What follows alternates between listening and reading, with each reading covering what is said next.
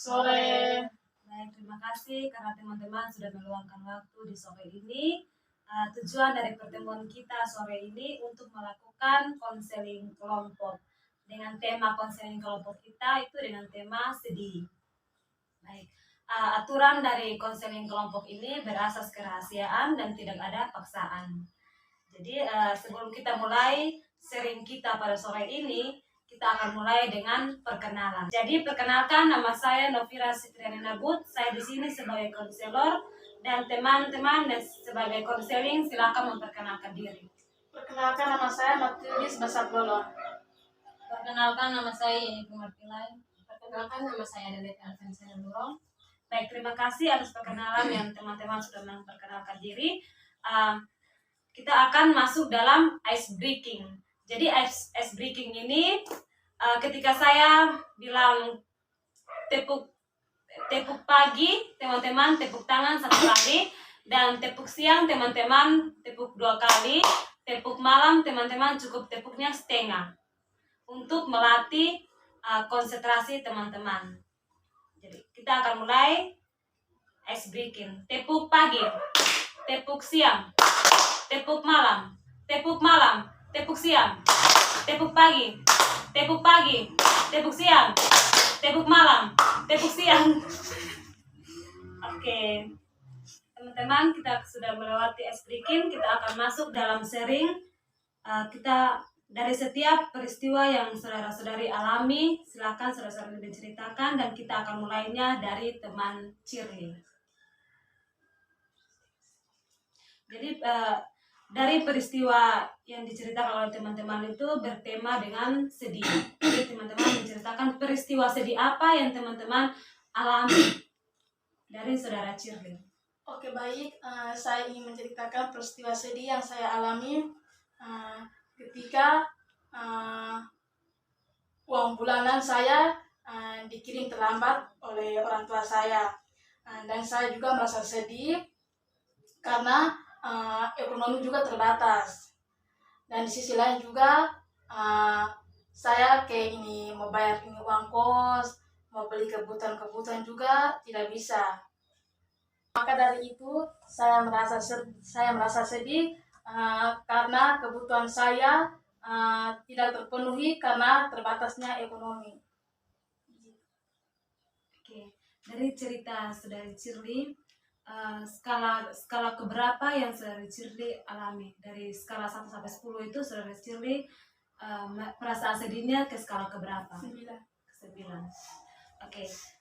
Jadi dari teman Cirly menceritakan tentang perasaan sedih Cirly tentang ekonomi terbatas karena terlambat kirim uang dari orang tua. Jadi saran saya saudara Cirly memperbanyak sabar untuk menunggu sesuatu yang memang penting, tapi selalu mendoakan orang tua supaya mendapatkan berkat atau rezeki bisa kirim ke Cirly untuk memenuhi kebutuhan di Kupang sini. Jadi selalu mendoakan orang tua yang terbaik supaya ketika orang tua berusaha untuk mendapatkan rezeki itu bisa dibukakan berkat untuk Tuhan dari Tuhan untuk orang tua Cirly. Jadi ketika Cirly membutuhkan sesuatu juga dipenuhi oleh orang tua. Jadi teman Cirly, menurut teman Cirly bagaimana?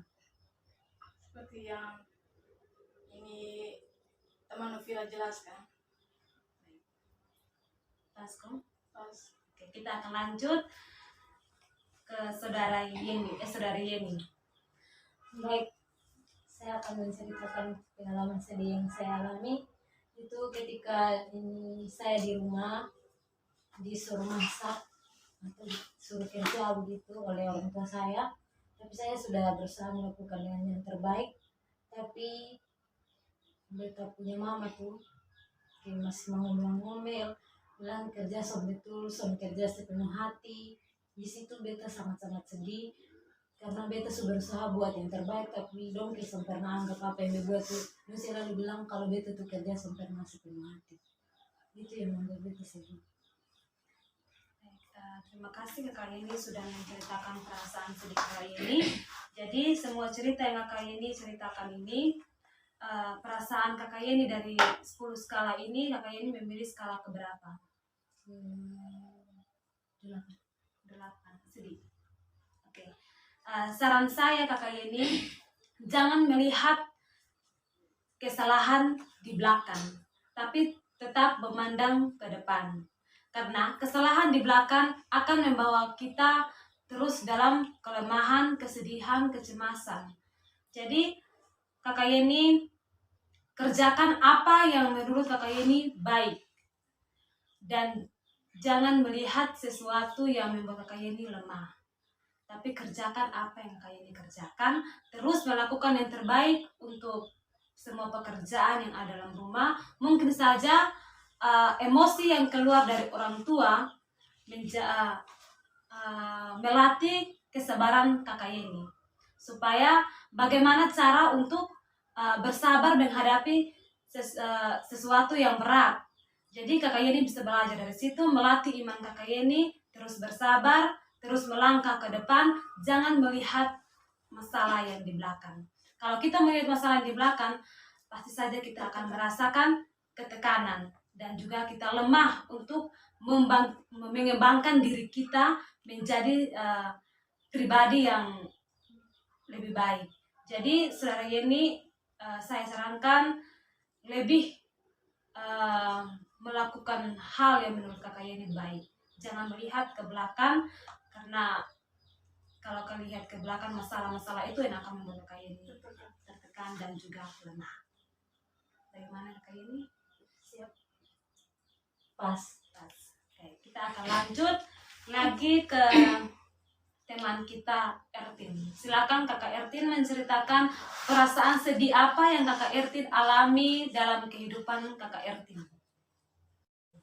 Baik, di sini saya akan menceritakan pengalaman sedih saya, peristiwa sedih saya. Di mana di peristiwa sedih saya itu pas hari ulang tahun saya, pas bulan Agustus tanggal 10. Di situ kan saya tinggal dan saya punya kakak, jadi di dalam rumah tuh tidak ada yang ingat saya ulang tahun. Saya sebenarnya tidak jadi masalah kalau tidak ada orang yang ingat, tetapi tanggal 1 minggu kemudian, tanggal 20 atau tanggal 21 itu ada keluarga yang tinggal di samping rumah, atau di kos di samping rumah tetangga. Di situ di dalam rumah yang saya tinggal, yang sama-sama dengan kakak tuh, dong ingat, terus dong kasih kejutan itu di keluarga yang kos tuh di sebelah kos, tetangga kos lah gitu. Di sini sama tadi kan saya merasa bahwa kenapa saya sebagai adik tidak ingat, tapi keluarga jauh orang lain itu sudah orang lain kan. Kenapa mereka ingat dan kasih kejutan gitu. Itu sih yang saya merasa sedih. Oke, terima kasih Kakak Ertin sudah cerita pengalaman sedih yang Kakak Ertin alami. Jadi skala keberapa yang Kakak Ertin alami? Baik, skalanya tuh yang saya rasa berada di skala 7. Oke. Kakak Ertin jadi begini, karena Kakak Ertin punya cerita mengenai perasaan sedih yang Kakak Ertin alami pas hari ulang tahun. Jadi pas hari ulang tahun tuh di dalam keluarga atau disebut kakak tidak ingat Kakak Ertin punya hari ulang tahun. Tapi pas saat orang lain punya ulang tahun atau tetangga punya ulang tahun, kakak dari saudara Ertin ingat dia punya ulang tahun lalu memberikan kejutan. Nah di situ Kakak Ertin ketika melihat hal itu terjadi, Kakak Ertin merasa sedih karena sempat berpikir juga bahwa kenapa saya yang adik saja tidak bisa mendapatkan kebahagiaan dari hari ulang tahun saya dari kakak saya begitu. Jadi itu yang membuat Kakak Ertin sedih. Jadi ketika hal itu terjadi, Kakak Ertin merasa tertekan dengan keadaan yang ada. Kakak Ertin merasa bahwa sepertinya tidak ada di dalam itu rumah. Tapi sebenarnya mungkin saja Kakak Ertin, saudara dari Kakak Ertin lupa dengan hari kebahagiaan Kakak Ertin, atau mungkin saja kurang informasi atau bagaimana dari Kakak Ertin terhadap mereka sehingga mereka tidak tahu hari ulang tahun Kakak Ertin. Jadi menurut saya Kakak Ertin jangan melihat dari hal itu, karena hal itu pasti akan membuat Kakak Ertin sedih terus setiap tahun. Jadi doakan saja yang terbaik supaya ke tahun depan nanti semoga saudara dari Kakak Ertin ingat hari ulang tahun, dan juga informasi itu selalu ada untuk mereka supaya saat ulang tahun tuh dong bisa kasih kejutan untuk Kakak Ertin. Jadi itu sudah jadi Kakak Ertin tetap semangat, tetap bersabar, jangan melihat hal yang kakak membuat Kakak Ertin takut, sedih, lemah, dan ada juga kecemasan. Jadi tetap semangat. Bagaimana Kakak Ertin? Iya pas. Baik, terima kasih. Baik teman-teman semua, dari konseling kelompok kita sudah berakhir. Terima kasih untuk teman-teman sudah bekerja sama, sudah berpartisipasi, sehingga kita sudah sharing bersama tentang kehidupan kita sehari-hari, perasaan sedih kita setiap hari itu seperti apa. Jadi kita di sini tahu tentang kehidupan kita satu persatu. Jadi di sini kita sama-sama saling menguatkan supaya menjadi yang lebih baik. Terima kasih. Terima kasih. Terima kasih. Doa kami menyertai kamu. Selamat sore. Sore. Sore.